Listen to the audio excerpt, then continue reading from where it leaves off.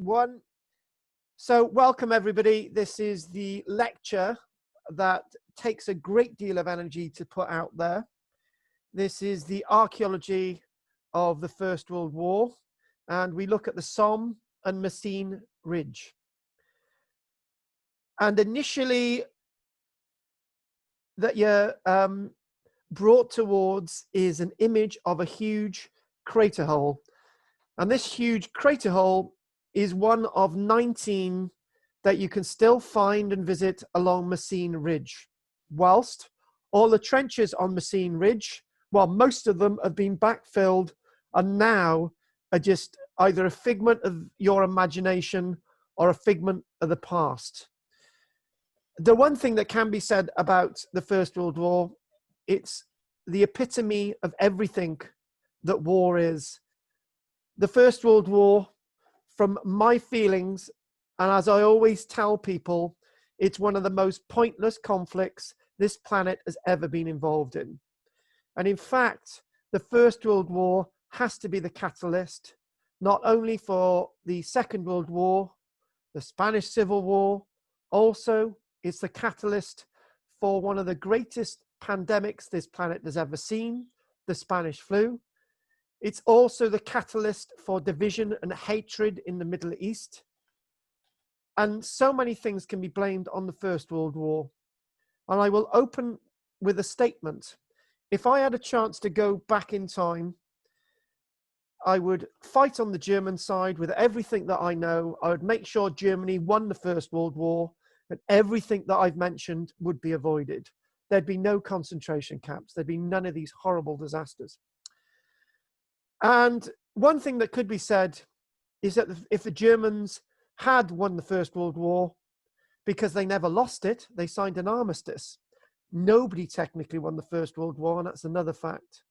But if they had won the First World War, they would have marched on Paris, they would have then left it, and that would have been the end of the conflict in the Western Hemisphere. The thing is, what would have happened in the East, there would have been a rise in communism, but would have been a very different communism than you saw in the 1920s and the 1930s. With all that fantasy out of the way, let's go to the facts.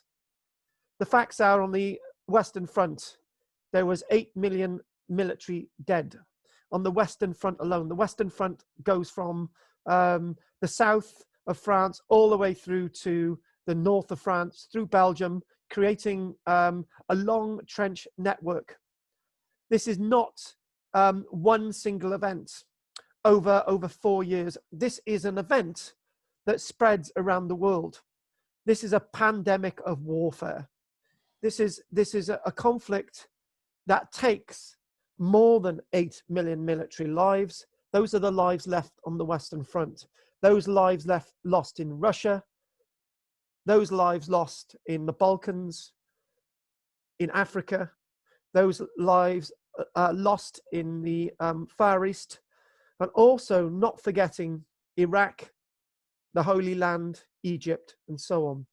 This was a truly worldwide conflict. And when the Canadian Commonwealth soldiers become involved, when the Anzacs become involved from Australia and New Zealand, it becomes a war that involves all the continents of the planet for the first time in history. And this is not a lecture at the beginning that is going to bring any soul saving. This is going to be a lecture of tragedy. One thing that we will be looking at is in more detail is the Messines Ridge. I did want to look at the terrible events of the Somme, but I actually thought that I really need to not pepper it with archaeology, but have half the lecture completely dedicated to the archaeological work. These are actually rounds associated with the German position at Messines Ridge, which was one of the best fortified positions of the German army in Belgium, if not the whole of the First World War. Messines Ridge had its dugouts, had formidable defenses, had soldiers that were unprepared to move with anything that the Allies forced up against them. But Messines Ridge was the event in 1917 where, if you discount the atomic bomb blast at Hiroshima and Nagasaki in August 1945, these are the large man-made explosions that this planet has ever seen. 19 of them. The German army was so shell-shocked that they just stood there with their guns looking at the British charging towards them, and they couldn't even fire them because they did not know what happened. And the British just left them there in their trenches looking out at no man's land, and they just continued. This is how horrendous these explosions were. But in history, history lies. In history, history doesn't tell us everything. In history, we don't have the full picture. In history, we don't have every single piece of the jigsaw. And when you look at the First World War, all of that is true. What we do see at Messines Ridge is evidence of a major battle. These huge mines going off, 19 of them, 5 didn't. There are 5 still buried with hundreds of thousands of pounds of TNT unexploded. One thing that the archaeologists understood when they were excavating at Messines Ridge, not 20 years ago, 2 years ago, and are still working there, they realized that there was a battle at Messines Ridge that nobody knew about. If they did know about it, there were very few people that did. What they were doing at Messines Ridge, they were excavating evidence from 1917, but they also found an earlier battle from 1914, and it comes in the form of these rounds, which we'll talk about later. Pickle helmet, you know, these helmets are synonymous with the German army at the start of the First World War. By 1916, they weren't wearing these. The Germans went into the war in the First World War on a backdrop that it would be over by Christmas, just like we did, just like everyone did. The First World War is the epitome of stupidity. It's a broadcast of humanity's ability to completely destroy itself. I would say that if you look at the First World War, you see a chain of events, and the chain of events were as follows. On June the 28th in 1914, an individual known as Princip, working for the Black Hand, had been tasked with the objective of assassinating the Archduke Ferdinand, who was the crowned prince of Austria-Hungary, the great empire that reigned just south of Germany. But it was the only empire that didn't have any colonies in Africa, if you want to look at it that way. But it was a great empire in the heart of Europe. The car with his driver and his wife went through the streets of Sarajevo. Princip threw a bomb in there. The Archduke Ferdinand survived. And then as they went around the corner, Princip lined up his gun on the Archduke Ferdinand and assassinated him, killed him.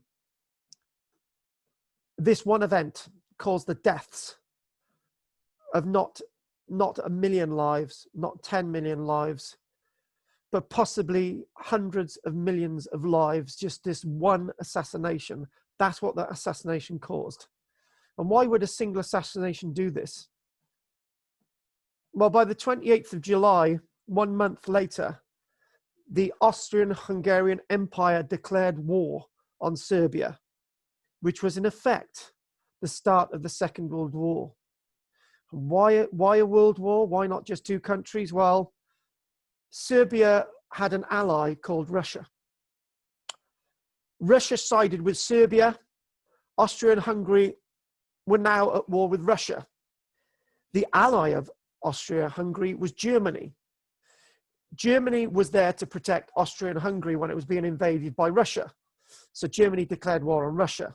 Russia declared war on Germany. Germany's Entente ally was the French.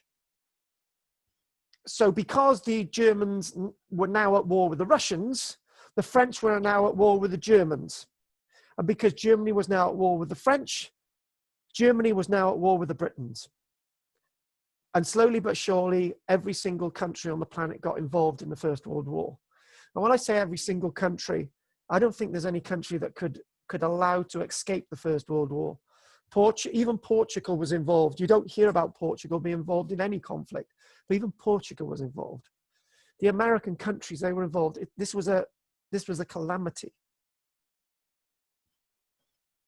And in many ways, in all ways, humanity has not learned from the First World War. And the biggest tragedy about the First World War is that humanity had managed to get to the limits of growth. That term I used the other week in reference to the rise, the fall of the Roman Empire, the limits of growth. Seneca's curve, the Seneca collapse, the limits of growth, where you get to a society.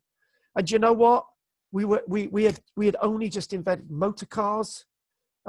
We were now building bridges that could span large expanses of water. We were flying. We had good, decent sanitation systems. We were not so long. We were starting to develop communications that would lead to radio and all these wonderful things. We had peace. Everything was fine. And just this one assassination, you see the loss of humanity.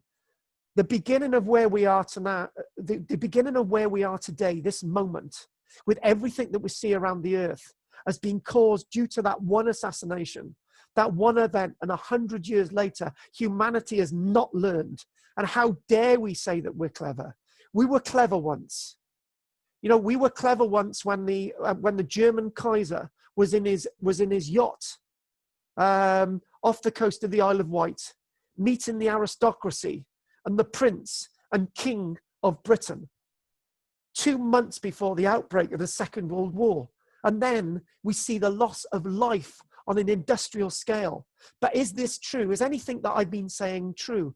And it's in the archaeology, with the archaeological excavations that you can see in front of you at Messines Ridge, that we can not only understand that everything that I'm saying is fact, but we can actually see that it was far more terrible. And there's so much more to the First World War than we ever knew years before. Do you know what? That story about Princip and Sarajevo and the start of the First World War, I remembered that from my history class. I had a history teacher that did teach us something. And everything I've said about Princip, the start of the First World War, I remembered from him. And that was 32 years ago. When we think about the First World War, it's dramatized. There are films about it. There are series on television. What about that one with David Jason, Gallipoli, about the Gallipoli campaign, Hill something or other, Hill number 9 or whatever?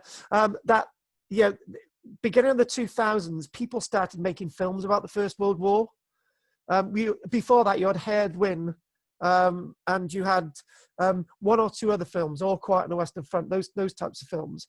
But other than that, there was nothing up until 2000. And suddenly there's an explosion in films. People became interested in the First World War because the veterans of the First World War are now very few. Do you know what? I am proud to say that I met a First World War veteran. I sat with him in the same room. I spoke with him in 1999. And the one thing that man told me was that the only thing that we can learn from the First World War is an end to all wars. He was a fighting ace above the Balkans. He fought for the, it wasn't called the RAF back then. He was flying for the Air Corps and the Royal Flying Corps. That's the one. And his uniform was exactly the same as an infantry soldier's at that point. And he was saying these things. And to be honest with you, this is 1999. We still hadn't got to 2000. We still hadn't got to all these films and stuff. And it was alien to me because I knew so little about the First World War. Now everyone knows everything about it. You know, it's a fashionable thing. But when you actually look at the archaeology, There's no fashionable sense about the archaeology at all. Do you know what? I'm going to chuck a few facts in here, which at Messines, just so you know, your slide is upside down. It's the right way round now. At Messines Ridge, they found evidence that you're not going to find in a history book, right? Excavate in 2018. They found that that the Germans actually had rubber waders. So whilst we were dying from French foot in the trenches, some German soldiers had rubber boots, which is something you don't hear about in the history books. And they've been finding remains of these rubber boots. And one poignant piece of evidence was that they were excavating a German soldier's backpack. And as they excavated the remains of the backpack, they found a little button in it. It was a stife button. And that stife button would have been behind an ear of a little bear from the stife factory, German stife factory. And then they found the rest of the remains of the bear. And there's two questions you've got to ask. What is that bear doing in that man's backpack? Was that man, in fact, a boy who had enlisted at the age of 13 and had taken one of his childhood toys with him? Or was that toy itself a gift from his daughter or his son as a keepsake from home? Or was that little toy to be taken home to his children? But he never took that toy home, because that soldier wearing that backpack died that day in 1917. A few other things that you can see. You can see the walk boards excavated at Messines Ridge. Lots of detail about that. A fog watch. It would have stopped at the time that there was an explosion that made the trenches collapse at Messines Ridge, at the site that they're excavating. At the site they're excavating at Messines Ridge, what you find with bomb blasts is that when the bomb blast goes off, it sucks all the oxygen from the atmosphere to it. And then anything like trenches collapse, because the sort of gravity that's keeping them up creates a vacuum to collapse the trenches, and anyone inside those trenches is going to be instantly pulverized. And there's two thoughts about this. Do you keep your mouth open when you're firing a weapon? Do you keep your mouth open when a bomb is being dropped? Do you close your mouth? The answer is the jury is out. Because if you keep your mouth open when you're firing a rifle, for example, your eardrums are not going to rupture.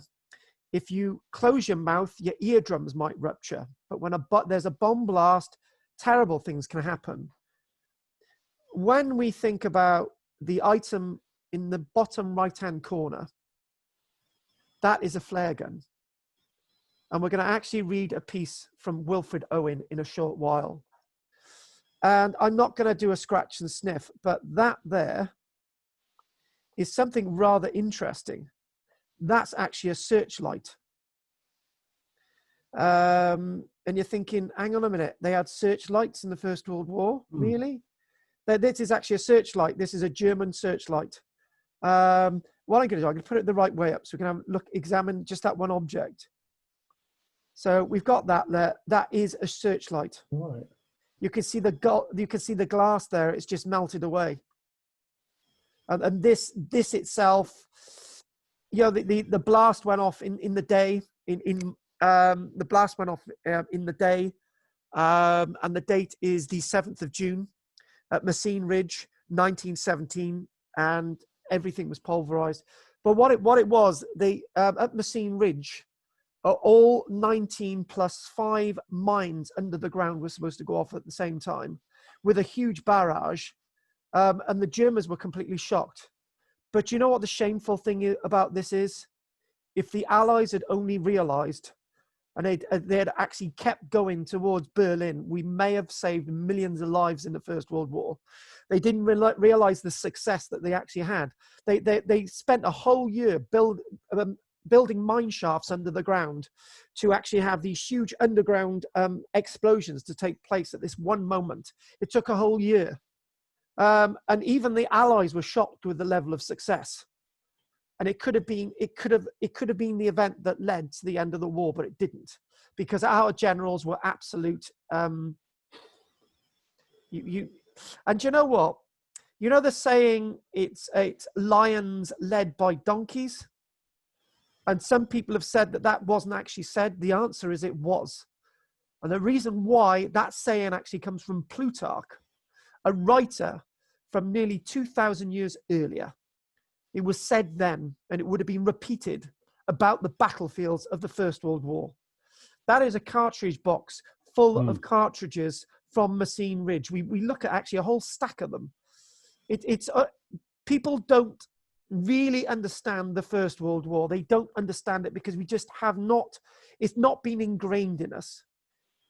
You know, the present situation, you know, the present politics. Now, you know, I'm going to say it, and I've been avoiding this. I was reading a quote from a famous American actor.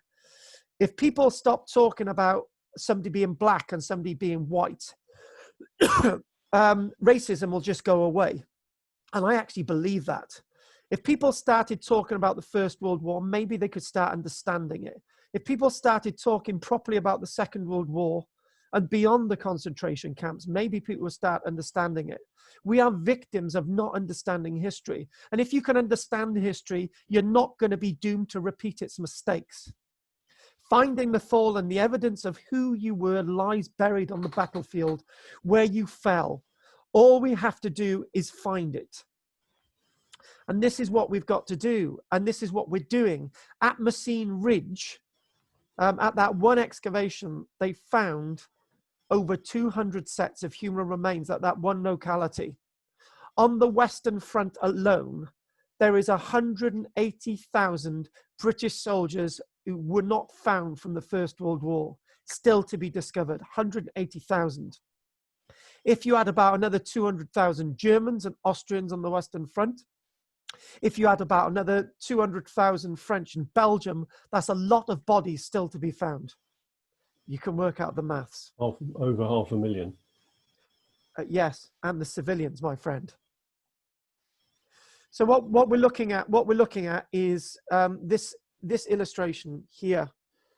Not an illustration, a photograph. This is actually from the Bridgend Ridge excavations, not from Messines or Somme. And you're just thinking, you're looking at a shaver there, and you're looking at a harmonica. You can imagine that the last time this was seen was just before the guy was killed. Maybe the person shaving was shaving as a bomb dropped on their trench. And I may be reminded of the fact that this is not a conflict just about men. It's a conflict about women as well.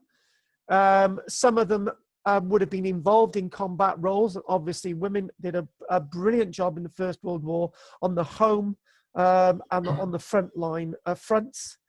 You're talking about the loss of hundreds of thousands of horses, donkeys, and mules. You're talking about the loss of, you might feel it's funny, tens of thousands of pigeons and dogs, but it's not funny. This is actually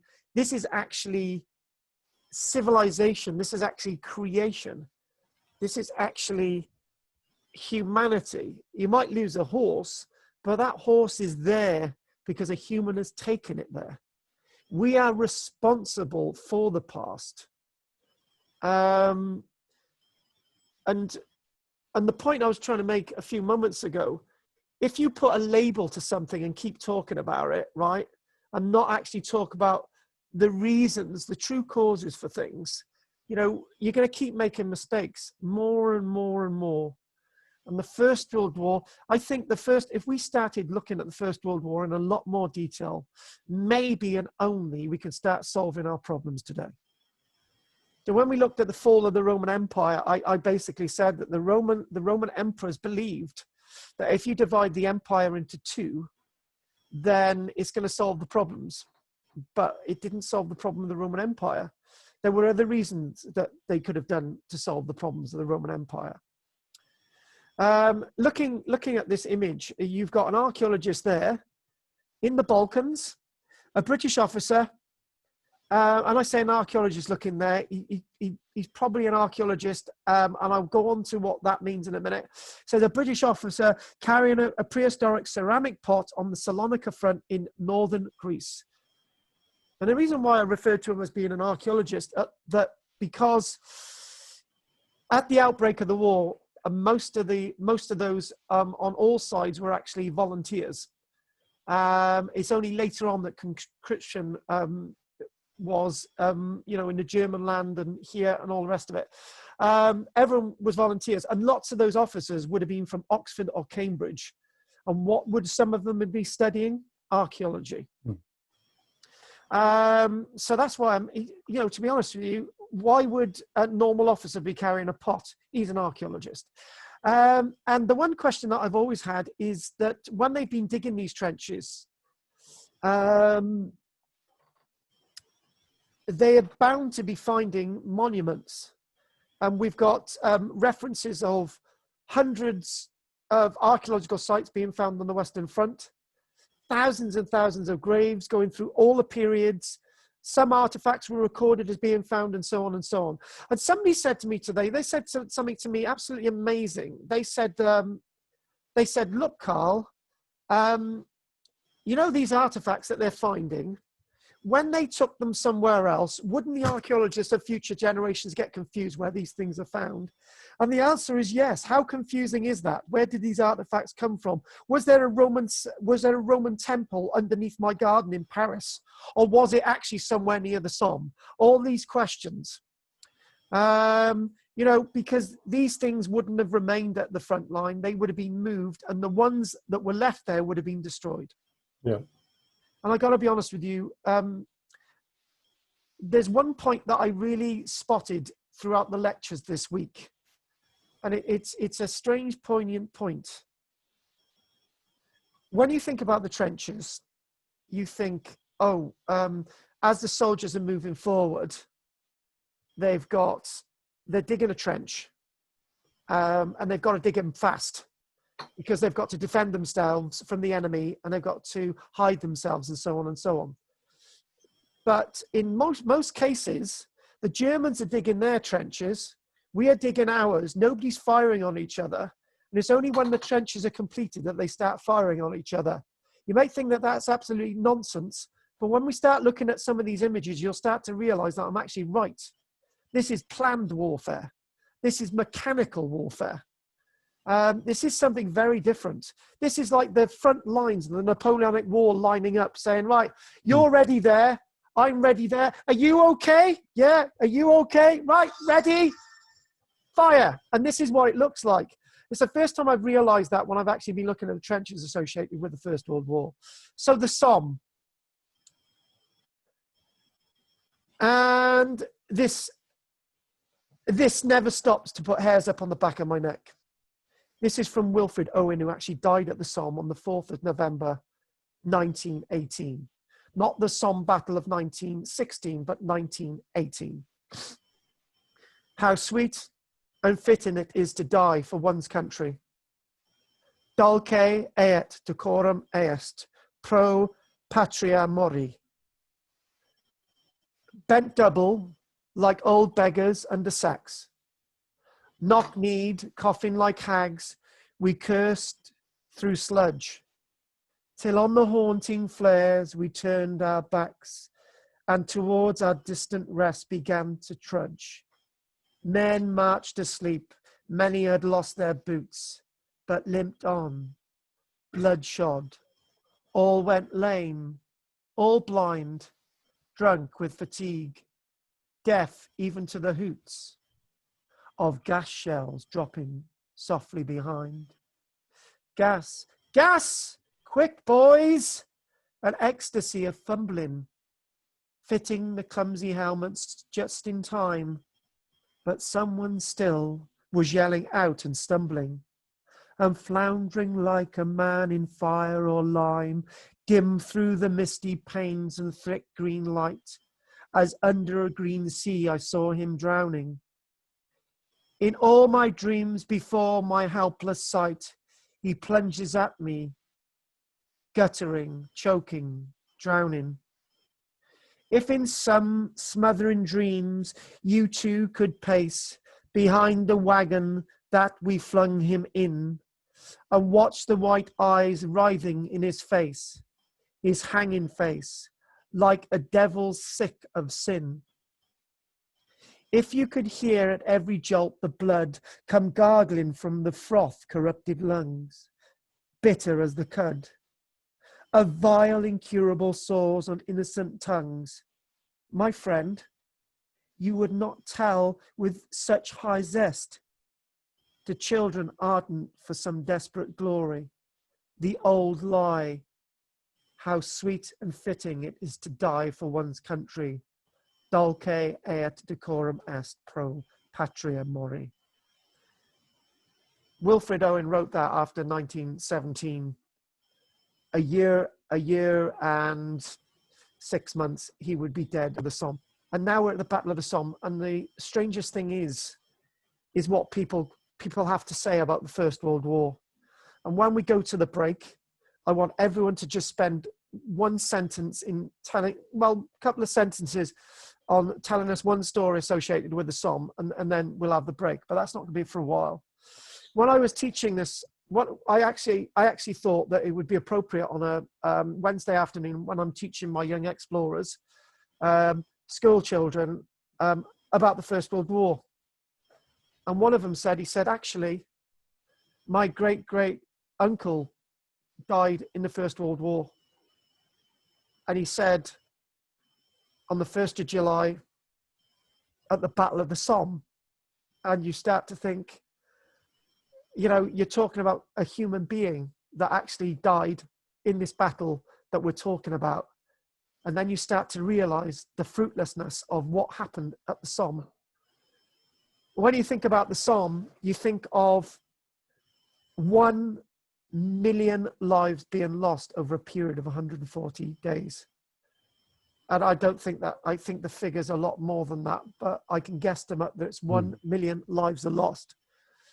If we want to put that into perspective, 1 million lives lost in the Second World War, all the Commonwealth soldiers, all the British soldiers, all the civilians, and a big chunk of some other countries, that's the loss of life over 5 years, not 140 days. And this is just in one area of France, northern France. And just simply putting this into perspective, let's do a little bit of a Dan Snow, but I don't think I can. So on the 1st of July up to the 14th of July, which, as any of us know, our mathematics is 2 weeks, less than 3 miles of territory were captured in the center. And then 2 months later, chuck in another 2 miles of land captured. And no more than 10 miles had been captured in the space of 140 days. And I've got to be honest with you, Henry, that's not worth it. In fact, none of this is worth it. None of the loss of life in the First World War was worth any of this. And all because of one person being assassinated, one single individual.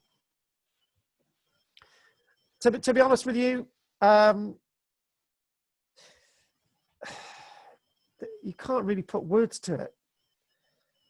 And no sooner had all this land been captured, by the middle of 1918, all this land had been recaptured again by the Germans in their last major assault on the Western Front. And it would have been only brilliant if that last assault in the middle years of 1918, if that could have succeeded, a few more million lives would have been saved. But it wasn't to be.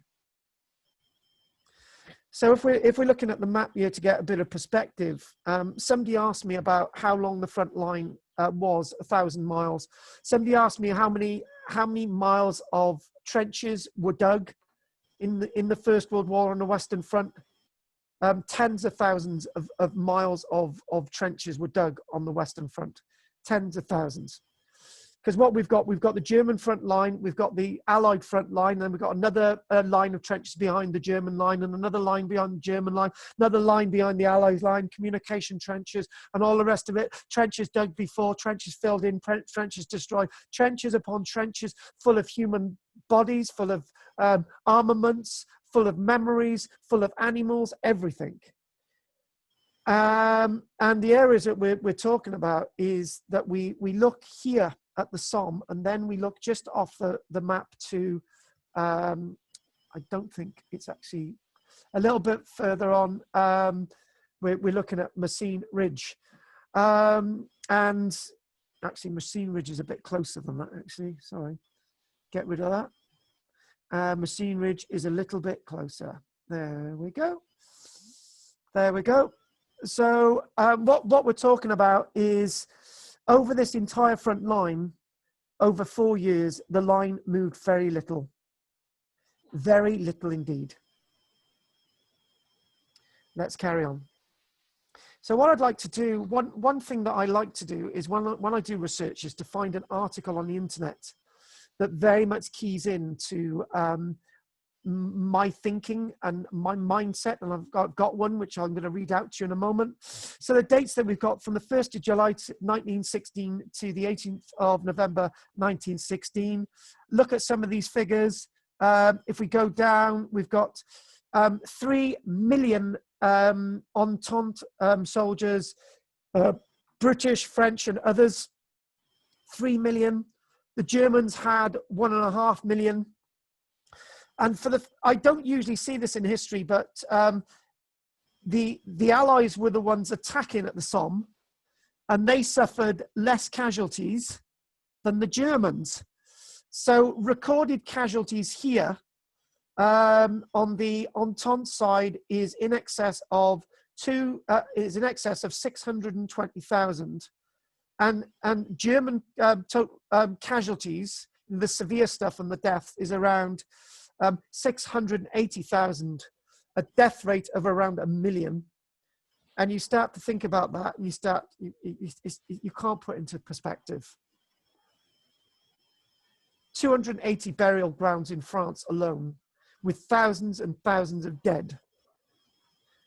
Now, this could actually be any trench. This could be the Somme.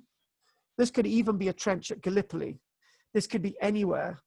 And what is tragic about this image is something that I spotted, which the photographer didn't spot. A body in the side of the trench. You've got there's the skull, and there's his trench coat, and I think that is his backpack. Yeah. And the photographer wouldn't have spotted this. It's like seeing a ghost in a trench. And you're looking at these men, and they're getting ready to go over the top. Now, going over the top, they would have gone over the top using ladders, or they would have gone over the top with a set position, with steps into it. And usually what would happen is that the German Spandau machine gunner would have lined up his machine gun on that point, knowing that that's where they're going to go up over the top. Mm-hmm. The first world, it was quite simple, right? You would, if it was an evening attack or a day attack, what would usually happen is that there would be an artillery barrage of the German trenches. It would then go silent. The men would be ready. A flare would go up. Somebody would blow a whistle, and it'd go over the top. Every single time. And every single time a German machine gunner had his machine gun on that point that you're going to go over the top. And you know what? I've sadly made the Germans to be the bad guys. The Allies did exactly the same with the Germans. You know, this was a war of machinery. This was a war of commerce. This was a war of killing that had never, ever been seen before. And just think, those men that you're seeing there in that trench, 1 hour later, up to half of them, maybe more, would be dead. Every single one of those faces tells a story. And out of 10 of those that went over the top, maybe 3 of them returned, 5 dead, 2 of them in absolute agony on the field, screaming out, yelling for their mother. Because lots of these people were children. Some of these enlisted at the age of 14, 15, 16 years old. They'd only had their mother put her hands through their hair to sort of straighten it out. You know, this is warfare that had never been seen before. And whilst we've got that image in front of us, I'm going to turn to this article. And the reason sometimes you find an article and you think this is what I'm going to use. So I'm just going to try and get this on a minute. Hang on. Here we go. And it's strange enough, it's published in the National Geographic. I like the National Geographic because you can come up with lots of really nice things in it. How archaeologists unraveling the secrets of World War I trench warfare. And guess when this was actually published? The 5th of January, 2020. I was born on the 5th of January and it was published on Sunday. I was also born on a Sunday and I thought, this is the article that I'm going to use. So World War I was the planet's first global industrialized conflict, and the use of new technologies like planes, armored tanks, machine guns, grenades, and poison gas resulted in unprecedented devastation. Between 1914 and 1918, more than 8 million military personnel were lost on the Western Front alone. 6 million civilians were lost on the Western Front. And if you want to talk about the Eastern Front against the Russians, that's something else. The statistics that really astonish archaeologists are the ones that show how deeply the landscape was transformed in parts of Europe. The Belgian front line had 3,000 miles of trenches. The 420-mile front line in Belgium with 3,000 miles of trenches. So, you know, this is unbelievable. This is an unbelievable amount of defenses dug. And the strange thing is that after the battle ceased on the 11th of November, 1918, the Allied armies basically said to the local farmers, right, there you go, get on with it. And we know that because the French army left loads of tanks behind, and local farmers were told to use those tanks to fill in the trenches and keep those tanks to be used as tractors. That was their reward for giving up their land for all those years. Well, I guess, you know, it's everything a boy would dream of, having a tank, isn't it? So while the conflict was documented in thousands of first-hand written accounts, photographs, and film reels, and subject to countless post-war assessments, archaeology still adds another dimension to our understanding of one of the most violent conflicts in modern history, a devastating conflict. All the people who actually witnessed the First World War have all passed away. The landscape today remains the last witness. But I tell you what, it remains in our minds, because one story that I was always told by my grandmother, whose father fought in the First World War, was the following. When he was on the front line, probably near Messines, actually, he was standing in his trench alongside a Belgian soldier. And coming towards them with one of these pickle helmets was a German officer on a horse. And my great granddad thought, well, you know, he's all alone. He's got a sword. He's no real threat to us. You know, I'm not going to shoot at him. But before he made that decision, this Belgian bloke shot at this German officer, ran over towards the German officer, And whilst the German officer was still writhing in agony on the ground, this Belgian guy cut the guy's fingers off to get his rings. My granddad lined up his rifle, my great-granddad lined up his rifle on this Belgian bloke and was only stopped from shooting this Belgian by one of his colleagues alongside him. The Belgian soldier didn't last the night. And it said that my great-granddad said that it was better to have 10 Germans standing behind you than it was to have one Belgian. They still they dealt with those Belgians. We didn't like the Belgians in the First World War. They were turncoats and cowards, and that's how my granddad talked about the Belgians. The landscape today remains the last witness. Some of the worst fighting in World War I occurred along the Western Front in Flanders, the Dutch-speaking part of Belgium, where Allied troops and German forces launched deadly attacks from their respective trenches. The region became a moonscape during the 4 grinding years of battle. But post-war reconstruction occurred rapidly. Many traces of the war were left behind and left intact, but they were soon buried. And then lots of the archaeology is there for archaeologists to find today. To understand how this warscape developed and what sites remain, they've been using the aerial photography then and the aerial photography now to try and work out these positions. Because one thing is to be said that we don't know where all these trenches were. Because no sooner did the war ended, the armistice, the Germans did not lose the First World War. It was an armistice. No sooner as that had been signed, it was basically all things back to normal. They had to rebuild the towns. They had to rebuild the countryside.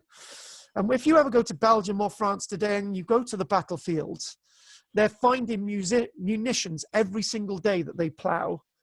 And what they do, they stack up the munitions on the side of the road. And every now and then bomb disposal units come along to take the munitions away to explode them. But people are still dying from the armaments of the First World War when they hit it with a plow or something. And you can imagine, well, you can't imagine the effect. So when we move away from the Somme, we're going to go to a site known as Dig Hill 80 at Messines. But before we go there, I know Anne's got a book which is entitled The Somme, I think it is. I'm not sure. You can wave it in front of you, everybody. But what I'd like to do now is I'd like to visit the Somme, and then I'm really going to need to take a break, because I tell you what, this is not an easy lecture to do. So here we go. This is the Somme. And when I said that all the trenches were backfilled, there are 1 or 2 trenches that still display some of the humps and bumps. And they've actually reconstructed them. You know, children can run up and down the trenches, in and out of all the communication trenches, looking at the side of the trenches, wishing to find some artifacts. And I tell you what, it's no fun. You know, people lost their lives here. This is a war grave. Go on, speak, Henry. No, I was just about to say that it is a cemetery. Yes. You know, it should be respected as such. It is. It should be completely respected, and it's you know, I've been to places where you feel death, and these types of landscapes are landscapes that have to be memorized, not immortalized. This is not any fun. Anyway, the trench that we just seen is in Picardy, the Somme. And this itself is we actually only see we see 3 bodies today. One you've seen in the side of a trench. We see this individual, and then we see a Tommy later on. In 2003, I was in communication with Neil Faulkner, who was also an archaeologist that used to feature on Time Team. He was one of those time team archaeologists that was tall, lanky, looked a bit like me, and my French got pissed off with lots of the other archaeologists on time team, right? And he used to be very opinionated. And he was one of those individuals that excavating on the Somme was ideal for him. And I think this was appropriate for me to do. And what is appropriate is identifying this individual. In his excavations in 2003, he actually excavated 3 bodies. And this body is actually a German. And that there is the case for the gas mask behind him. Right. So he's fallen face first. So this is how we know this is behind him. Remains of the trench coat. There we go. His arms is almost crippled behind him like that. So this is one of the bodies he found. And the gas mask associated with that poem from Wilfred Owen is a very, very important poem. And as we sort of clear that there a minute, and we're going to look at one of the gas masks now, actually, which gives you, I've mentioned a bit about them and us. I've mentioned about some German soldiers actually having rubber boots and us only mainly having leather boots, but most German soldiers had leather boots as well. So this is a tip without the pickle helmet on, without all the wonderful regalia that they marched into war in 1914 with. This is what a soldier looked like about late 1915, late 1916. And the German gas masks were far better than the Allies. And don't think for 1 minute the Germans invented gas warfare. We were into it as well. And you know, when you think about it, if we're able to invent gas canisters that can kill people, have the technology to understand gas, surely we were at the point in human civilization where we understood the damages of these things, but we still used them. A typical German soldier where you would have a stick grenade, maybe 2. This is probably going to be an officer of some description because you've got binoculars, or they may have been given to this soldier by his parents, for example. That's where the gas mask would have been. And that there is a very important item indeed. That would have been worn under the trench coat. That is his ID tag. Very early in the war, soldiers realized that if you go over the top and you're killed, your body's not going to be identified. So soldiers started to realize that you needed ID tags.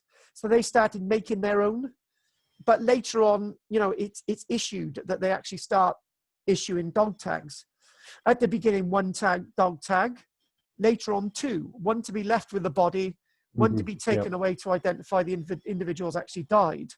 But, you know, this is all an innovation. A German soldier looked nothing like this at the beginning of the war. This is, and do you know, one thing that's been flittering in my head when I've been doing this lecture, right? And I realized this in an image this morning. Did anyone actually ever realize that anyone was going to actually win this? Did anyone think that anyone was going to win? And you look at some of the eerie images of them standing around the trenches and you actually start to think, did they all actually suddenly realize that they're actually fighting friends? Because you've heard the Christmas story, haven't you? Yeah. A German, a Hun is singing. And somebody in the Welsh Guards thinks, I'm not going to have that. I'm going to start singing. It's Christmas Day. And then a Hun shouts over. He says, hey, Tommy, have you got some fags? And Tommy shouts up, yes, I got some fags. Have you got a light? And the Hun says, I got a light. And they both get out their trenches and they meet in the middle. And then all the other soldiers go up and they all meet. And one of them says, oh, what have you got? Have you got a bit of Christmas cake? And the German says, oh, I've got some Stollen here. And we say, oh, we don't eat any of that, but we'll try a bit of Stollen. And there's a story about swapping cigarette cards. swapping cigarette cards of footballers and stuff. And then, oh, we're swapping. Why do we have a game of football? We're better at football than you. And they're having a game of football. And the strangest thing is, they're playing football amongst the dead bodies. Yeah. And you're thinking, this is madness. This is absolute madness. This is, you know, they say that people who fought in the First World War never talked about it. And I've got to be honest with you, this must have thrown you out of your mind. Somebody said this morning, they said, well, you know, we've been put in a 3-month lockdown. These people were in a four-year lockdown, right? Doing the same thing day out. But they're not just trying to survive. They're killing people who months earlier on were their friends. And I've got no idea what that would feel like. I've got no idea what it feels like to see somebody have their brain shot out alongside you.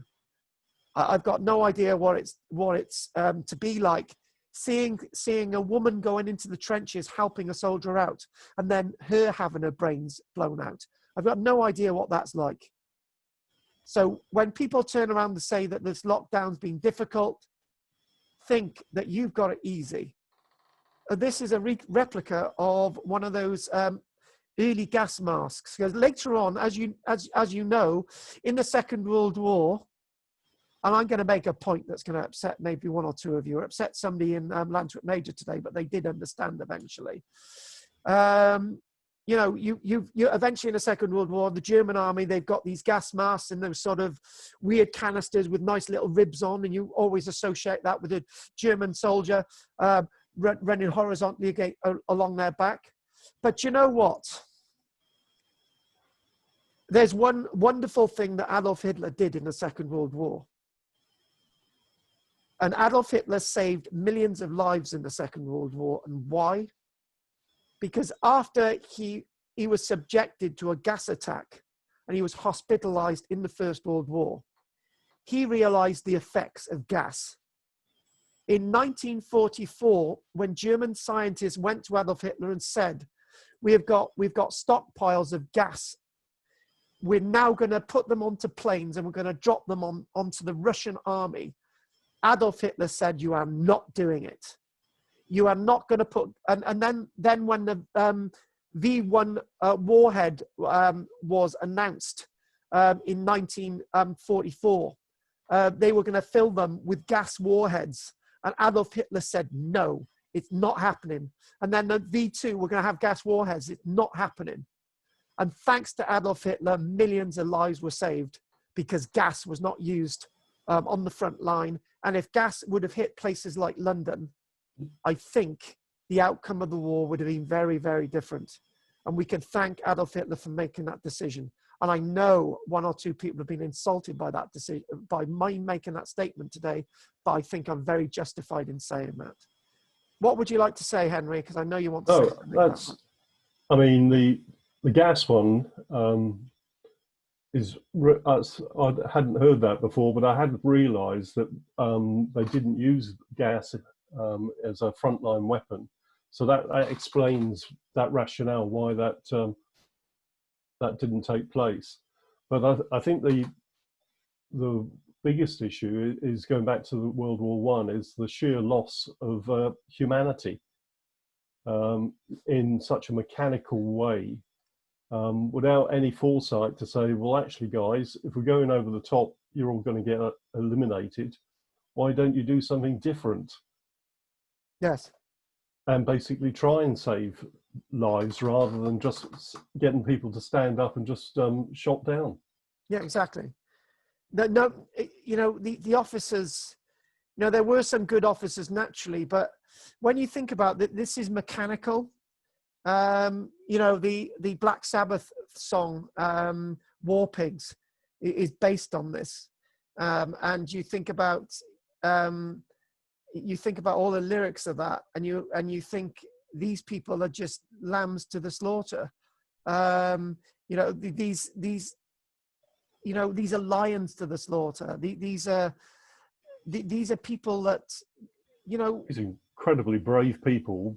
incredibly brave, extremely brave, and it brought out the worst in humanity. And then you think, and you start to think, you know, how can this be? You know, the politicians of the day caused this. It was the politicians and then the military men. After you give it from, say, for example, Donald Trump said, "Oh, right, you know, why don't we use the military on the civilians?" Right? He's made the decision as a politician, and then the military men have to undertake those instructions, and then you get the military men going a bit nuts. And you start to think, you know, this is a downward spiral every time. One of the bodies, one of the two Germans that were found, both identified by Neil Faulkner in 2003. He identified a farm labourer from Munchingham near Stuttgart, serving in the German 121st Reserve Infantry Regiment, died in June 1915, and his name was Jacob Hons. And you can imagine the effect that that had on his family when they had been told that they had actually suddenly discovered granddad, great-granddad, dad. Yeah, in 2003, it's very likely that his children could have still been alive. Because if, you know, 1915, you know, he got married in 1914, maybe, wife fell pregnant, and you're thinking, well, you know, his children could still be alive. Old, yeah, exactly. 60. Yeah, exactly. So before we have a break, just one thing about the First World War is it wasn't one of these where, come on, boys, Home and Country, the magazine of the day. Come on, boys, 1914, it's wonderful. You know, come on over. You have a wonderful time. By the likes of 1916, the artist Christopher Williams, who's an artist who's done extensive work, paintings that are on display in the likes of My Steg and Bridgend. He was one of the artists who suddenly realized, this is from the 7th of July, 1916, he realized that it's no ball of laughs. And for the first time, what they're doing is not glorifying the soldiers. They're actually showing the dead of our armies. They're actually showing that our men are dying as well. And you see the subtlety of this man in the back. He's a British soldier. He's dead. It was no glory. And this paintings and artists like this are saying, hang on a minute. This is not what Home and Country are saying. The First World War is very, very different. And then eventually the writers of Home and Country are saying, actually, this is no fun anymore. But nobody's taken any notice. Can I just, there's something that I do want to say. You know, the parallels of today, we haven't just had a major world war, but there's parallels today with the outcome of the First World War. Today, we've now still in the middle of a pandemic, and I don't want to say any more about that. Back then, at the end of the First World War, there was a pandemic, and the pandemic was mainly killing people between 18 and 40 odd years of age. It was a disease created by these trenches. As soldiers are going home, they're infecting the population. Between 50 and 100 million people died of the Spanish flu. It was called the Spanish flu because it was first named the Spanish flu in Spain, because we were not allowed to write about it. And there's another reason why we weren't allowed to write about it. The Prime Minister of the day, Lloyd George, contracted the Spanish flu, and he was on his deathbed. He could not go to this peace conference. Because he couldn't go to the peace conference, Lloyd George felt that they were to have a reconciliation across Europe. Everyone was going to shake hands, and it was going to be, right, let's try and get things back to normal. But it was a complete gutter snipe of a Frenchman known as Clemenceau that decided he was going to make the Germans suffer, which inevitably led to all the problems that we have today. And the parallel is that Lloyd George nearly died of the pandemic, and so did our Prime Minister nearly die of the pandemic a few months ago. And there's that parallel. And the other parallel is if Lloyd George would have kept sailing the ship, things would have been different. If Boris Johnson would have sailed the ship when we had the worst of the pandemic, we could have saved, it's said, many thousands of lives. But he was ill in hospital, and you can see the parallel. History repeating itself. And do you know what? Of all the letters that I wrote to local newspapers, I didn't. That's one thing I was thinking about every single week, and I didn't put it into a single letter. But now I have. Anyway, this when we're looking at this here, I one of the questions, as I said, and I mentioned it earlier on, one of the questions was did they find any archaeology in the trenches? And the answer is yes. Look at this. You've got archaeology that's been found in the trenches, and I think that this is illustrating in a German newspaper of the day, a German military officer who's an archaeologist saying, "Look, guys, let's get this out." And the reason why they've got to get this out is because if they have a direct hit, this is going to cause shrapnel. Yeah. The monument's going to cause shrapnel, so you've got to take this thing out. It made its way probably to Germany somewhere, or ended up on a roadside. But it's interesting that we've got two illustrations of archaeology being found in the trenches. I think this is absolutely wonderful, this illustration. It answers so many questions that I had. And you know what? We'll go on to one more image. And the point I made a little while ago, you know that point about they must have had an agreement to dig trenches on both sides? Look at those two chaps there. They've got no helmets on. Yep, they're just digging standing. Their trenches. You know, their cigarette. Exactly. Their flock coats are either side. They haven't really dug the trenches deep enough yet. There's a couple of chaps up there. No, there's a couple. I think there's an individual there. But that there is actually somebody's uniform. He's actually put his uniform to hang up. So in other words, they must have had some agreement to dig these trenches, because otherwise, most of these individuals would be dead. And also, Henry, I forgot the obvious answer is the fact that the photographer is overlooking the trenches. He's standing in open view for anyone anyway. Exactly. So in other words, they must have had agreement. They must have said, right, you've got an hour to dig maybe take longer than an hour to dig a trench. Trenches take more than an hour to dig. So they must have had some agreement. What we're going to do now, Henry, is I'm going to ask, have you got any questions? No, I'm finding this really interesting. As I say, I only recently found out about my grandfather being on the Western Front. He did survive because he resurfaced actually out in Singapore and managed to escape from the Japanese. Ah, right. I've got you. And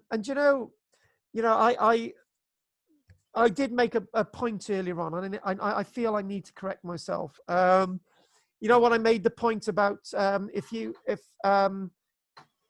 you stop talking about color, I stop talking about color, racism will go away. That was actually the statement I should have said, not what I actually said. Yeah.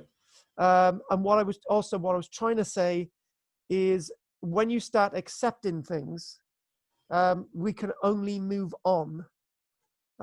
We can't move back. But unfortunately, I don't think we've accepted the First World War because we ignored it for so many years, and that is the tragedy. Okay, I'm going to open the mic, and we're going to get everybody to say their bit. Keep it short because I need a break. So everybody, unmute my little Dell. Oh, that was fascinating.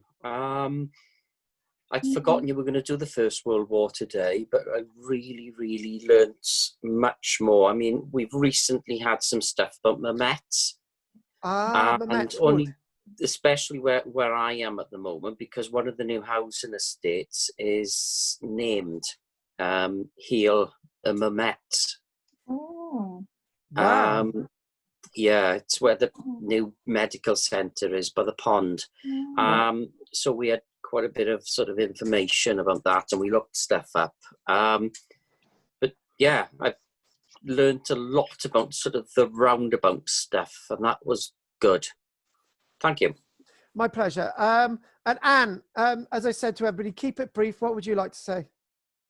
Oh, just I found it very interesting. I got this book here. It's Voices of the Somme, and I bought it a few years ago, and it's got a lot of you know, writings of people in the Somme and everything. Yes. But I won't read anything. No, but that is a classic book. I've also got that. That's a really good book. I was quite interested in the you know, we did learn a lot from the Battle of the Somme, you know, Yes. or being in, you know, we did learn a lot about warfare, but I mean, you know, that's not what we want, is it? We don't want to learn a lot about warfare. We want not to have warfare. But we need to understand the reasons for warfare. That's the point. Yeah. Pat, we'll have a 10-minute break today because I do want to finish by 5 today. So Pat. I just have a couple questions.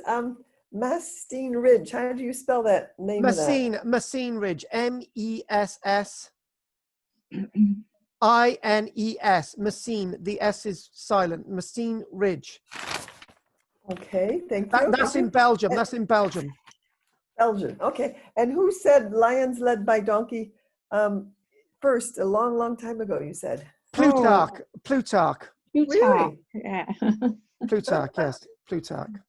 Well, basically, it's said in so many different ways, because I made the mistake today I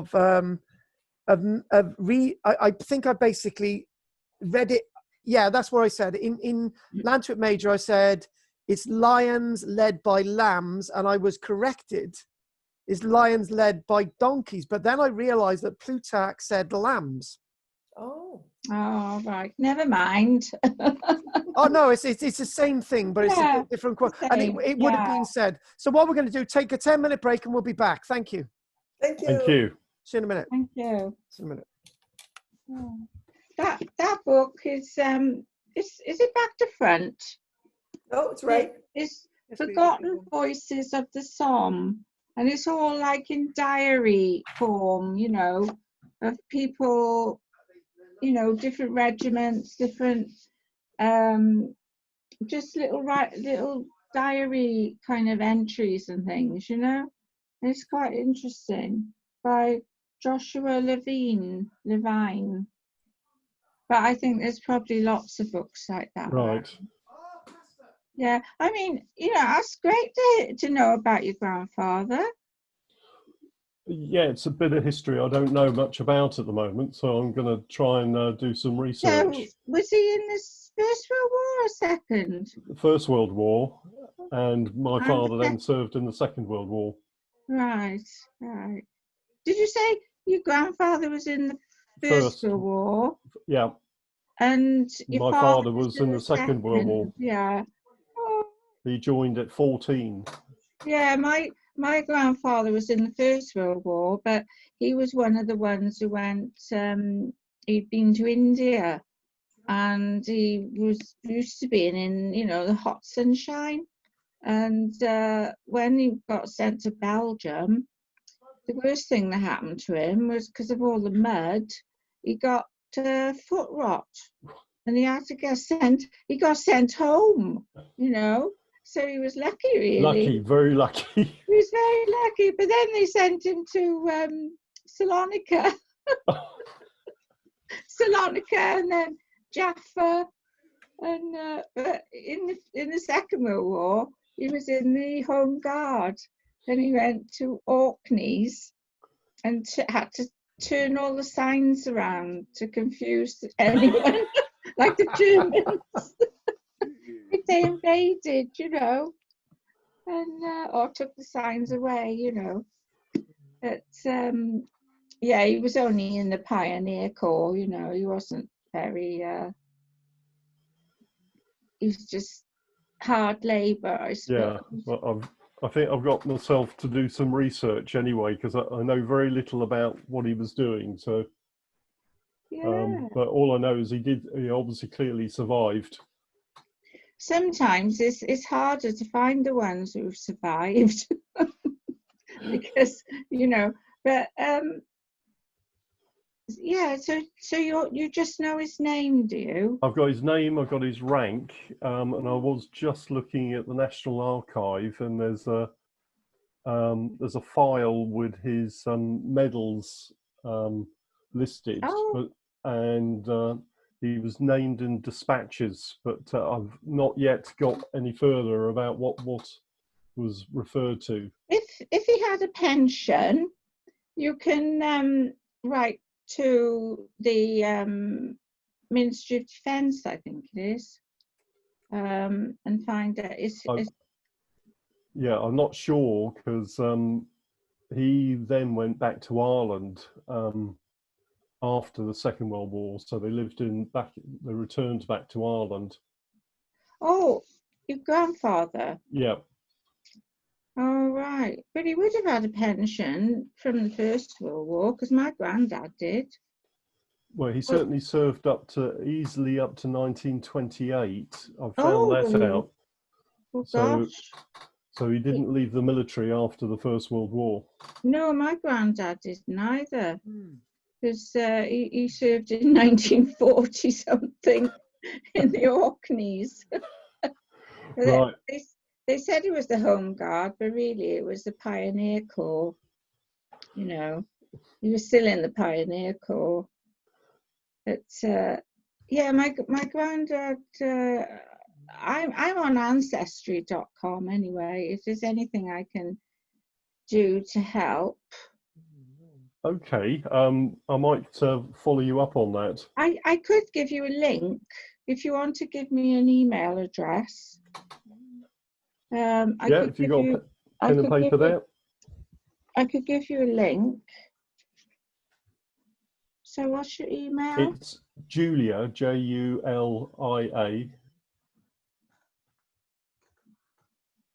at Began19. So that's spelled BEEGAN, and then 19 .plus, and the plus is PLUS. .plus. .com. .com. So Julia Began. No, Julia at Began19. Julia at Began19. No, that one doesn't work. The Kirby one does. Yeah, it does, because some of your other emails keep coming to it. Oh, bugger. All right, then. I'm sorry. I'll get back with my tea. Sorry. Right. Is it plus the word plus? Yeah, the word plus. Plus .com. Com. Yeah, COM. That name, Began, I've heard of that name. That's my name. There's a Began farm. There is. Yeah. Are you related to that? I have no idea. Oh, right. But yes, there is a Began farm. Yeah. We used to have, he used to come round, you know, like with fruit and veg and things like that in the early days, you know, but it's a big farm as well, you know. I think it's still there. Yeah, it's still there. And so did you just make that up, that email? No, that's the one they gave us when we moved to PlusNet. So they gave us that one. All right, okay. So I'll see if I can send you a link. Okay, thank you. And I've got a funny email. It's chasebrid@yahoo.co.uk. So. Well, try that and we'll see what happens. I'm usually Christine Lowe. So yeah, okay. Right, I'm going to stretch my legs for a second. Ooh. You what? I'm going to stretch my legs for a second. Oh, yes, go and stretch your legs. Get a cup of tea. Pat, Yes? Pat, yeah, we better go, hadn't we? Get a And cup of tea. stretch our legs.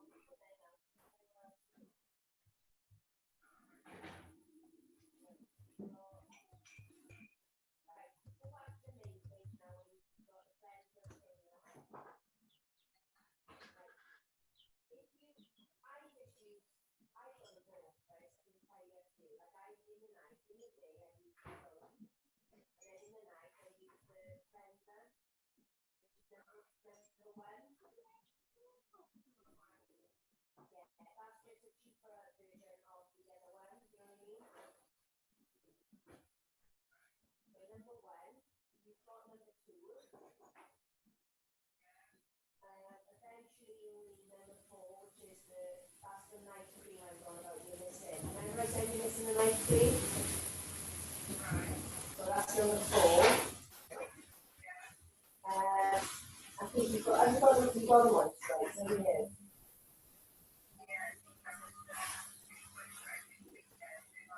I don't know whether I got you the intensive one, but it doesn't matter because it's the same step. It's still a munch, right? If I think about you, the intensive one.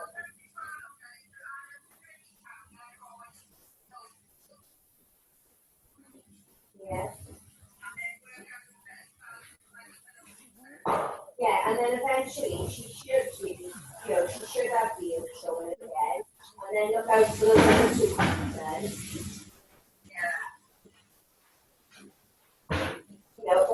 Or you get Ellie to use the £50 and then you get £50. Right, so if you want to spend £50, then you get 50% off. Or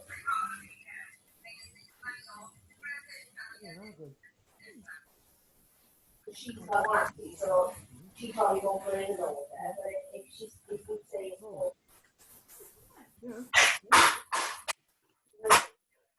Certainly are. I don't know what it is.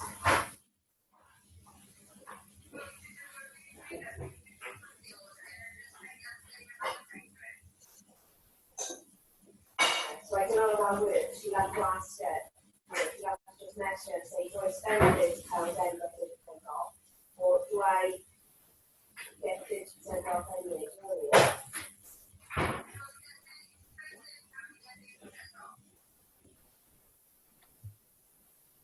Yeah, that's not a bad deal, see? Better than my shower there. I was doing the full order again.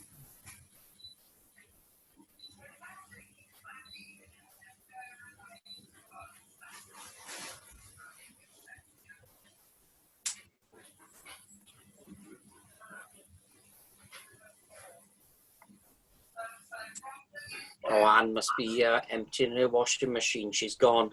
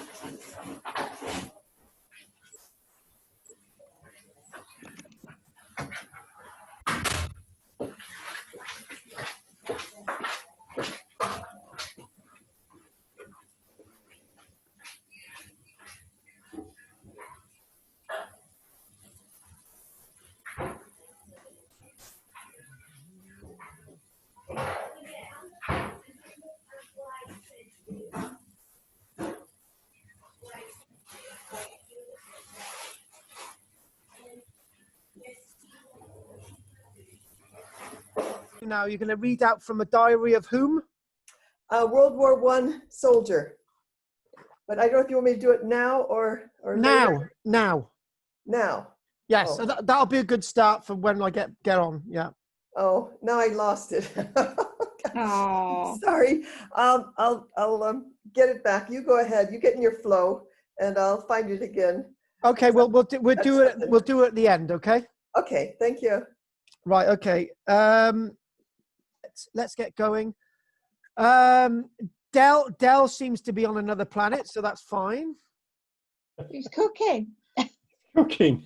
I just put my stuff in too. I tell you what, Pat, Yes. you can be my A wingman.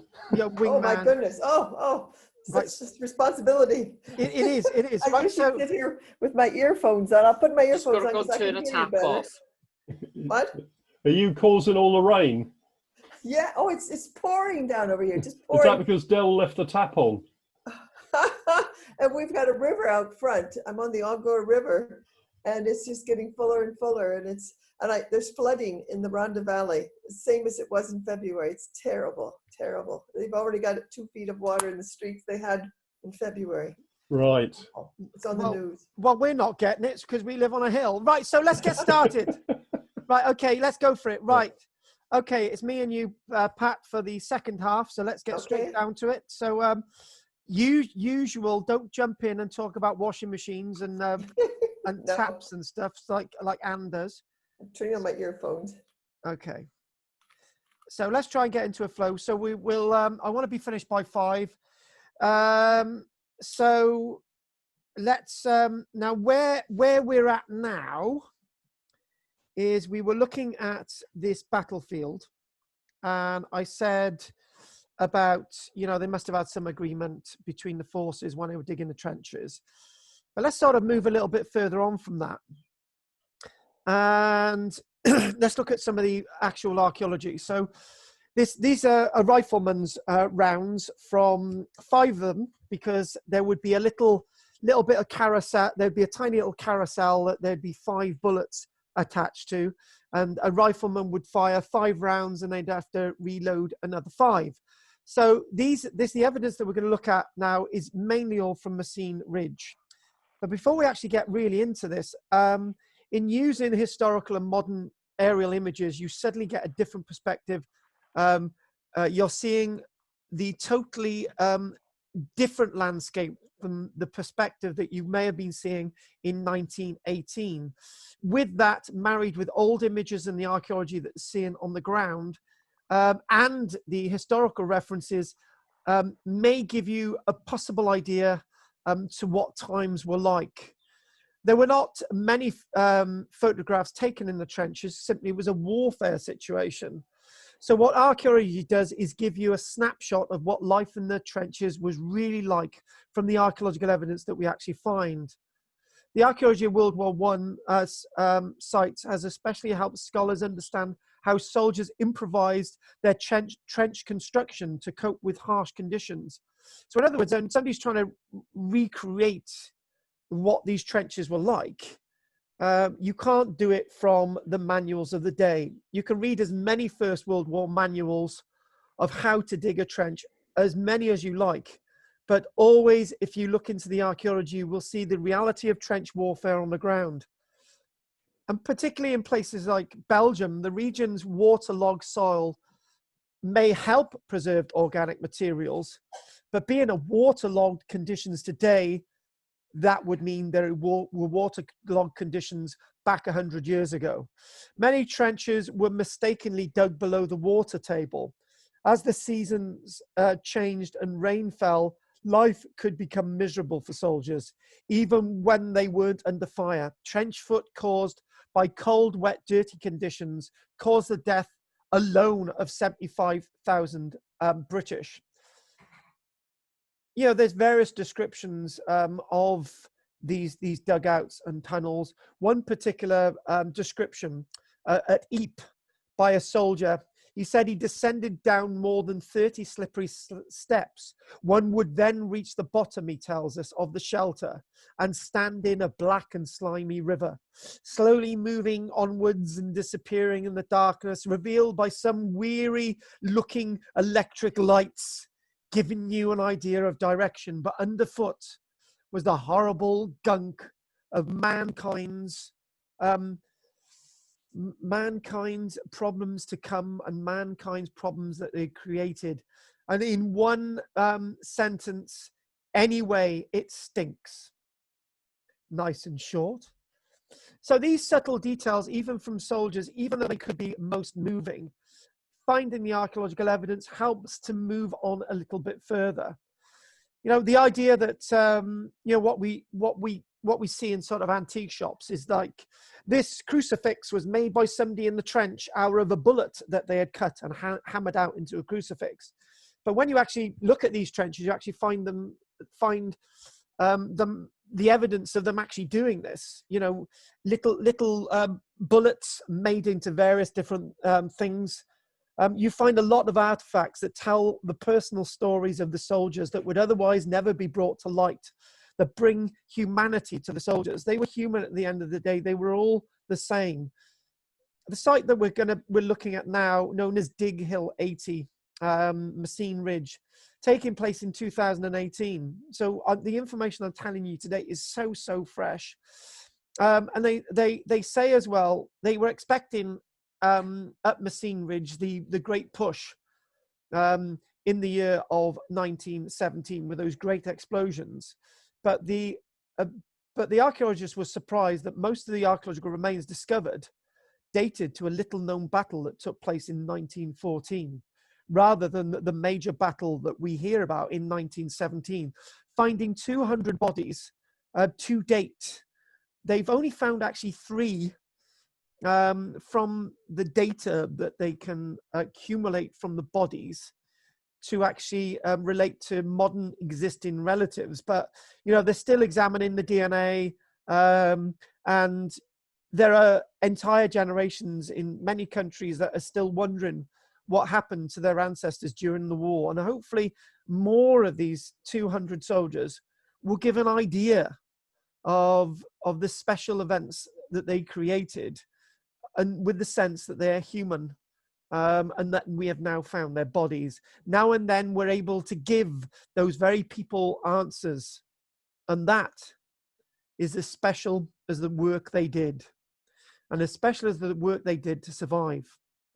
So carrying on again, as we look at the images, looking at those rounds, apart from those rounds, you know, when I was a child, I used to absolutely love panoramas, and basically what you'd look at a panoramic sort of landscape of battles or and so on. And when you look into the trenches of the archaeology, there's so much more than something like this. You know, something very real when you touch the archaeology, and it's very real touching the archaeology than even a photograph taken at the time. Give you an idea at Messines Ridge. Messines Ridge was fought in Belgium between the 7th and 14th of June, 1917, between Belgians, United Kingdom, Australia, Canada, New Zealand, troops from India, also the likes from South Africa. And the strain, you know, when I mentioned the Somme earlier on, I mentioned the fact that there were a few less casualties on the attacking side than there was on the defending side. At Messines Ridge, this is more acute. These figures are nowhere near even close to the Somme, but over 7 days, the Germans suffered 35,000 dead to the Allies 25,000, simply because the bombs that exploded on the fateful day of the 7th of June 1917 killed in all about 10,000 German soldiers in one moment, just all in one explosion. In 1 minute, they're all dead. You could equate this with something like the atomic bomb, where the atomic bomb, the figures are greater, but it gives you that type of idea. Messines battlefield archaeology, the ground around Messines showed traces of the Roman and medieval archaeology that I've been mentioning below and in amongst the archaeology that we see from the First World War. During that war, Messines found itself at the center of the German front line, making the area a scene of combat so intense it resulted in near eradication of the village. The presence of the front line and the tactical importance of the German-held high ground known as Messines Ridge had resulted in construction of countless underground positions, elaborate trench systems, and use of tunnels and mines. The mines that were placed under the trenches at Messines Ridge still are the biggest non-nuclear explosion evidence ever seen. And giving you the tragedy of what happened at Messines Ridge, and I'm actually saying the tragedy on the side of the Germans, and I'm going to say this as a very objective.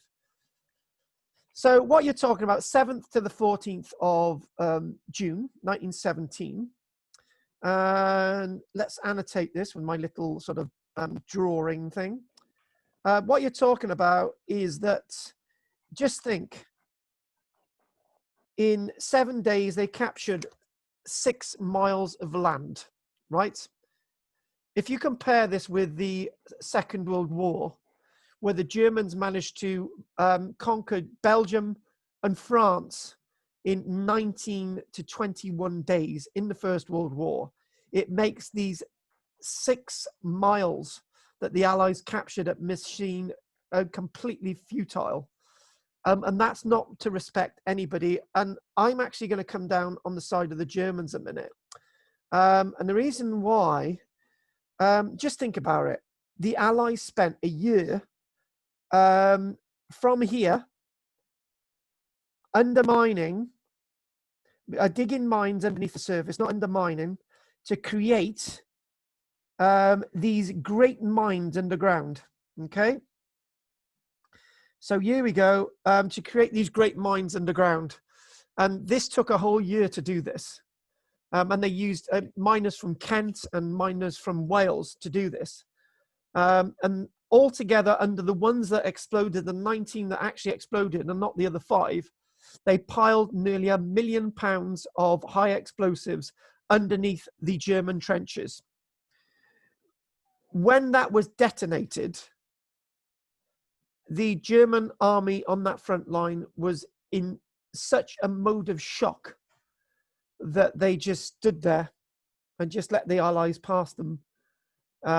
Officers almost pointing their gun forward and not doing anything because you know, the Allies were so shocked with the effect. And the one thing I'm saying, those 10,000 German lives that were lost whilst those explosions occurred, if that could have caused the end of the First World War, that would have been a useful sacrifice. But altogether, those 35,000 German soldiers and those 25,000 Allies, 60,000 soldiers altogether dying over the course of 7 days was completely pointless. And I mean that. It was completely pointless. So carrying on, back as we move away from Messines Ridge. And the thing is, what we're talking about is I've mentioned about a couple of times today about the archaeology, not much of the archaeology surviving. You can barely just make out the German front line. Along there, the German front line follows along this line a bit down there. The Allies' front line is somewhere around here. You can't see it. And the archaeology that survives today are these great craters. So when you think about it, within no time at all, they tried to get this landscape back to normal for farming. So by the time the Second World War comes, most of the evidence from the First World War has been erased. Messines Ridge, the disaster of Messines Ridge.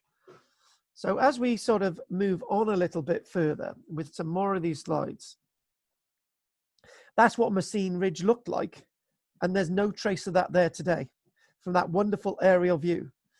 So these here are the German trenches, and these are the communication trenches, and over here the Allied trenches, and you can just see that all the trees are just little matchsticks sticking up into the air.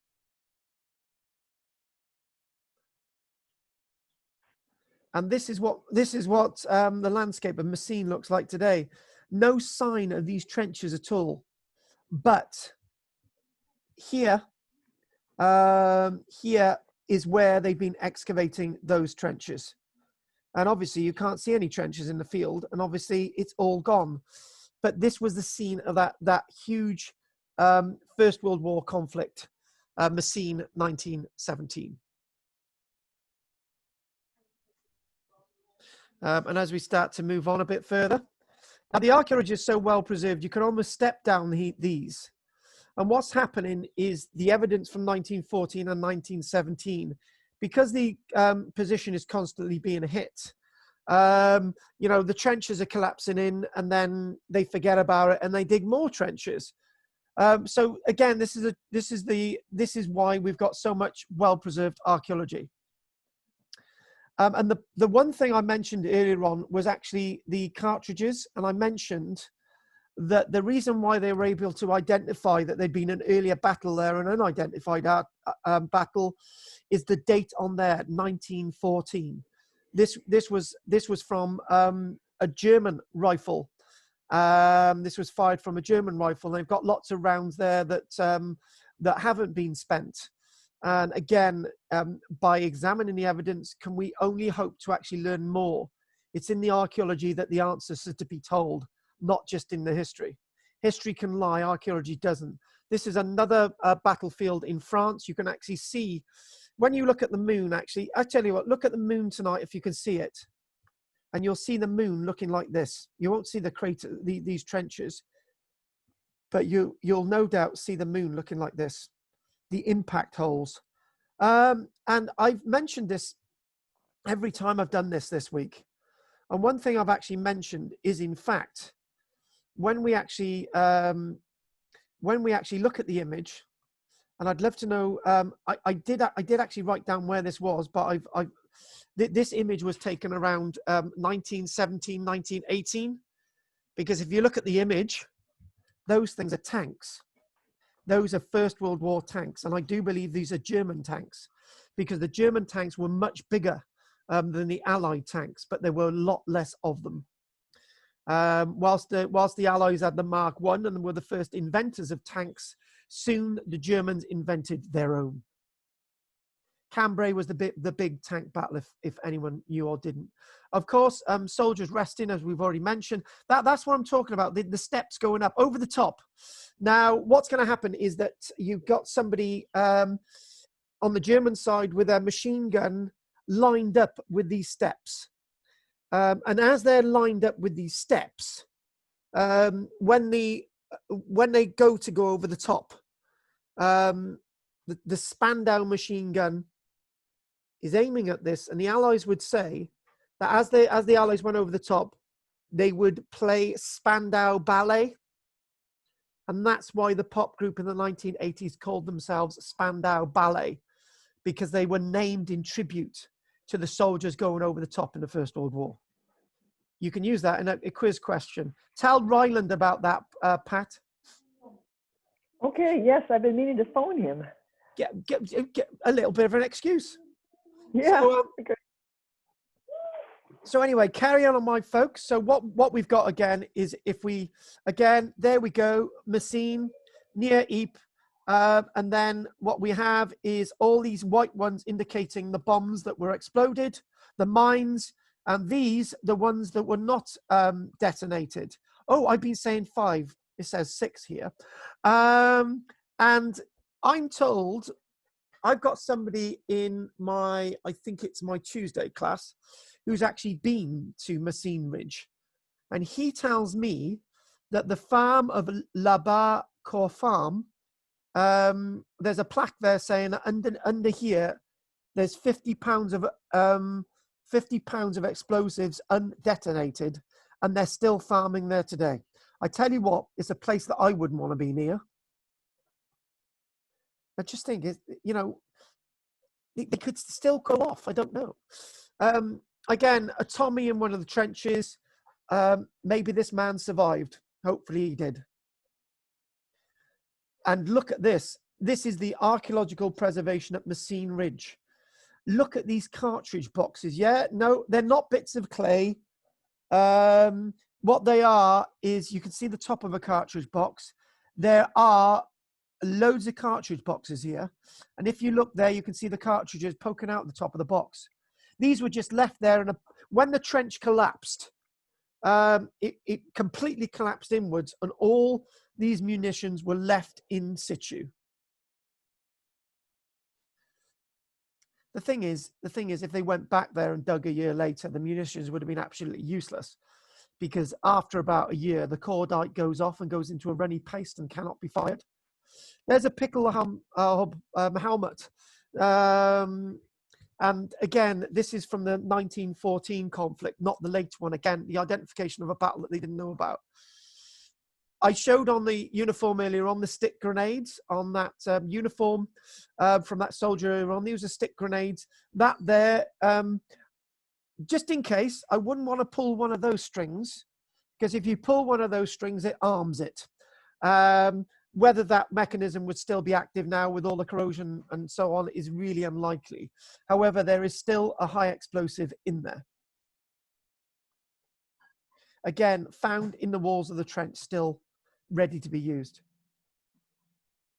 And what I was talking about earlier on, I mentioned about when you get these high impact bombs dropping near a trench, it would suck out all the air, and the trench would collapse inwards, again filling all the thing with soil and all the rest of it. And everything would be buried and backfilled. Lots of the bodies not recovered. I've got one other piece to actually show you before the end, but I've got a few interesting images from the ones we're looking at this minute. As they started to become mechanized, the trench excavations, these things here are actually called A-frames. And what would happen, that in theory, you would dig a trench and you would have an A-frame in there, and on top you'd have duct boards. And the idea is that they would self-drain. But if you get an impact on one of these trenches, it blocks the drainage and therefore they flood, causing people to end up with trench foot and dying. Now, these are bullets from a Spandau machine gun. These were never fired. These were obviously lost when there were various explosions along Messines Ridge over those different periods. And the level of preservation here is absolutely amazing, absolutely staggering. But we've got a few more of these images to look at. And we look at something similar as well with another site that we can actually look at.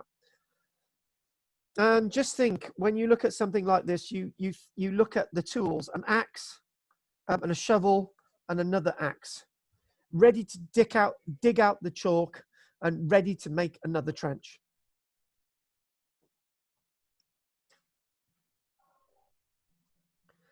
And I said that there were 3 individuals in a skeletal form that we'll see today. We'll look at this man in a moment. But this individual, a Private Barford, was related to one of my young lads that I teach with my young explorers. He said, actually, my relative died at the Battle of the Somme, and there he is. This was that gentleman I mentioned about earlier on. He lost his life, and so did this individual lose his life as well.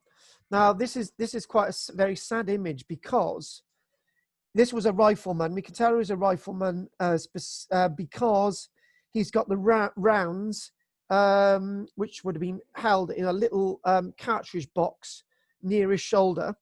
And what you also have, you have a trenching tool. This man is marching forwards, but if you look there is his rifle, and it's slightly bent going that way. There's his rifle. This man was marching forwards, took a direct hit. A few moments later, there was a bomb blast. His body was covered, never to be found again until 2018. So what we're going to do now, I'd like to look at an article very quickly, because you know, we're going to end up on time, beyond time today. So I'm going to go down here, and you know, when you're putting a lecture together, you think, well, you know, let's try and answer the questions. And we're going to swap the screens around now. There's lots of adverts on this because this is directly off the Daily Mail website, but it's a wonderful article that was published not so many years ago. So I'm gonna swap my screen sharing, stop my sharing, and here we go. Bingo. 5 minutes, Dal, so we'll be able to finish on time. Are you seeing this, Pat? The headlines: the Pompeii of the Western Front. Not yet. Okay, wait for it. There it is. There it is. Got it. Archaeologists find the bodies of 21 tragic World War I German soldiers in perfectly preserved trenches where they were buried alive by Allied shells. Now, men were killed when... See what I mean by these adverts? Oh, God. So we'll do it more slowly. Men were killed when a huge Allied shell exploded above a tunnel of a subterranean trench system 18 feet below the surface at Kaspach, which is on the French-Swiss border. And this was an underground network, and it took a direct shell. 34 soldiers were lost in that trench network that day. It could have accommodated 500, but there were only 34 in there that day. And because the whole thing collapsed and everyone suffocated to death, they were only able to recover 13 of the bodies, and 21 remained in there up until very recently. So they recovered the 21 bodies, and the preservation in this trench is absolutely amazing. As you look down the trench, the image on the right, Pat, isn't that so well preserved? Wow. Yes. Amazing. You know, you could walk down there and you could touch the side and you could think you're back there in 1918 this was, but this is underground, so it'd be very dark. And I don't know if you've ever been down the Great Pit at Blaenavon, big pit, and you actually see the shoaling up of the mines down there. Well, miners are digging these trench systems underneath, and you know, it's amazing that you got the level of this preservation. It almost looks as if this was abandoned yesterday, with some of the iron working there as well. On the right there, as they're excavating, you've got some beds, and as the description has it, and a bottle of a bottle there, and description, you've got the helmet there, beds, and you've got a bottle. Many of the skeletal remains were found in the same position the men had been in at the time of the collapse, prompting experts to liken the scene to Pompeii. A number of the soldiers were discovered sitting upright on a bench. Now, you can't imagine what that would be like. One was lying in his bed, and another was in the fetal position, having been thrown down a flight of stairs. As well as the body's poignant personal effects, such as boots, helmets, weapons, wine bottles, spectacles, pipes, cigarette cases, pocketbooks, and so on, and even the remains of a goat, often being thought to provide fresh milk for the soldiers. The 100-meter long tunnel being excavated 18 feet below the small town at Kaspach.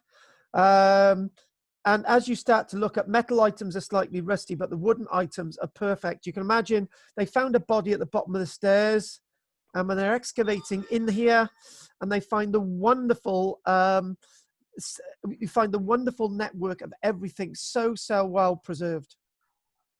And looking at that there, a rifle with a cup, everything is in the moment of where it was left. And a German newspaper dated a day or so earlier, before that fateful day in March at Kapash in 1918. And lots of tools, lots of other evidence. And interestingly enough, every single one of these individuals found has got a name, such as Musketeer Martin Hendricht, of the 6th Company, the 94th Reserve Infantry Regiment, age 20. Private Harry Burkamp, 22, also of the same company. Also of a lieutenant of that company, and August Hutton, 37 years old. Every single one of them has been identified, given a name, and each of the bodies returned back to the families. And these were lost, as we say today, over 100 years ago. The French attacked on the 18th, 1918. And when you think about the true tragedy, it's got that figure there, 165 Commonwealth soldiers. My other source tells me it's 180,000, whatever. These large numbers of dead still to be recovered. There's the trench system. And there are a bunch of lads, you know, repairing their weapons in a trench somewhere nearby. And look at that holster for a sidearm for an officer, probably belonging to that lieutenant we just mentioned. Various tools as we go down. Communication system. They had telephones. There was a central heating system down there. There was water. This was state of the art. And this is all being discovered now. All these sites being discovered. More tools. These would have held some cartridges for sidearms. Again, and I thought this was absolutely fascinating. This is actually somebody's provisions. You've got a little metal box there, and these are some vegetables of some description, and there's some other iron objects in there as well. And you're thinking, well, my God, this touches us so close to these people. These are living people. These were once living people. And showing Karpash in southern France, and all those individuals there, how many of them survived? If they did survive, did they then survive the Spanish flu? If they survived the Spanish flu, did they survive the civil war that Germany was now faced with? If they did survive that, did they go then on to the Second World War? And all these questions. And, you know, all those faces of human beings like us. So what we're going to do now, we're going to ask Pat if she's got any questions, and then we'll go straight to Del. Anything you want to ask, Pat? Not right this minute. I'm trying to email you the 2 pages of the diary and a picture of a gas mask. Right. And hotmail, okay? Right, okay. Do you know what I'm going to do? You know what I might do? Is digest that and use it for tomorrow, yes. If that's okay. Yes, that'd be grand, because I will use that. Probably read it. You could read it better than me. If I do it now, I'm just going to rush it, spoil it. I will read that out tomorrow after at 1:05. That's what I'll do. Okay. Del, thank you for that, Pat. Del, what would you like to say? Because I know your missus forces you to go at 5 o'clock because she's got the whip. Good old Jane. I found out the name of his missus actually from YouTube, because somebody put on YouTube, is this the Del who's married to Jane?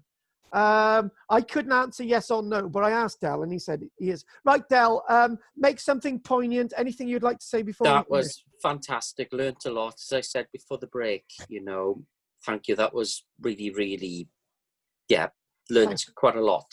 Thank you. Thank you very much, Del. And I'm looking forward to seeing you on Saturday if you're going to come to Merthyr Mawr with us. Yes. Right. Anne, put your mic on, please. Go on, Henri. Right. What would you like to say, Henri? I think that was that was extremely interesting. I learned an awful lot there, and it's actually, as I said, given me something to try and do some research on my family connections. But the tragic waste of life is just mind-boggling. Yeah. And the fact it's so mechanical as well. You know, that you've got this age of machine. Lost opportunity. Yeah. But it's I don't know if you've ever been to the Tank Museum down in Dorset. No, I haven't. No. Yeah, because there they've actually recreated the two types of trenches. You've got the British trench, which looks actually quite messy, chaotic, and then they've actually created the German trench. You walk through one to the other, and that's very ordered, very proper, well equipped. And there seems to be a stark difference there between the two types of organisation. Yeah. And then go on. And then they've obviously got examples of the tanks, and you suddenly realise the sheer scale and you know, of those machines. And you know, and I think I think the Germans used to be painted as the villains of the First World War, and they were far from the villains. They were the organised ones. Those were the ones. You know, Germany is blamed for the First World War. Germany did not organize that assassination. Germany did not invade Serbia. Germany did not declare war on Russia first. It was Austria, right? And at the end of the day, you know, Germany carries too much guilt as a human population. And I think in regards to the First World War, everyone is to blame.